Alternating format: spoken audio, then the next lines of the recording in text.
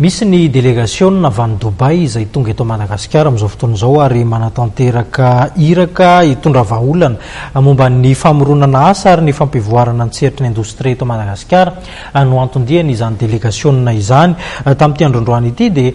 niaona tamin'ny ministre indostria sy ny fampirobondrona ny sehatra tsy miankina izany délégation izany Andriamatoa Girivo Randrenarsoa zany niaraka tamin'ny fionana io ihany koa ny tanora malagasy tetsy anosy no nanaovana ity fionana ity.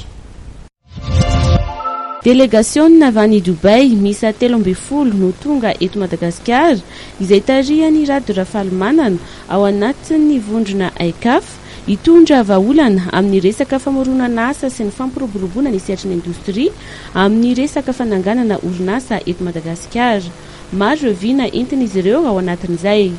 Vina anankitelo zany tiana atao miaraka eto ny anankiray dia hoe inona daholo ny zavatra azo anaovana fotodrafitrasa amoronana asa natao hoe light entreprise eto Madagasikara dia zay natondoany anatin'izay koa dia miaraka aminay eto délégation ny WeChat moa zany dia efa fantatritsika ohatran'ilay fanaovana échange na Facebook sy ny anona fa any amin'ny sinoa fa ny mahasamihafa anazy io dia hiara amin'ny zavatra resaka arabola zany hoe misy an'ilay atao hoe valete monnaie io zany hoe misy fanaovana karazana transaction coopérative any ambanivohitra any zany ampiasaina eto Madagasikara entinao anatin'io dia ny farany any tena zava-dehibe dia ny hoe amoronana entrepreneuriat kely satria ny tanjonay dia ary zay ny sorako amin'ny ministèren'ny industrie satria mitovy ny vina ny tanjona dia tsy ny vahiny foana ny atao patron eto Madagasikara fa no izahana dia hoe zay ny antsona ny tanora androany zany hoe izany anao karazana le atao hoe blockchain. Isan'ny sehatra isan'izy ireo ny fanondranana voninkazo any Dubai.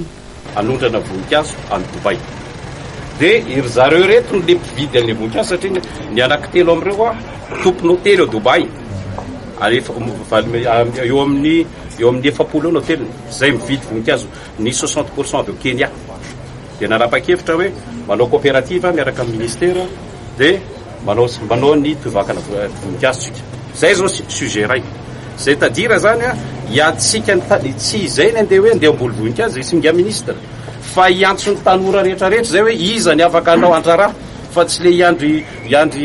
fotsiny dia ireo tanora ireo no guidena zay ny atao hoe blockchain ao ny teknolojia ao ny fambolena ao le light industrie ina le light industrie ohatra anankiray zao ohatra hoe cacao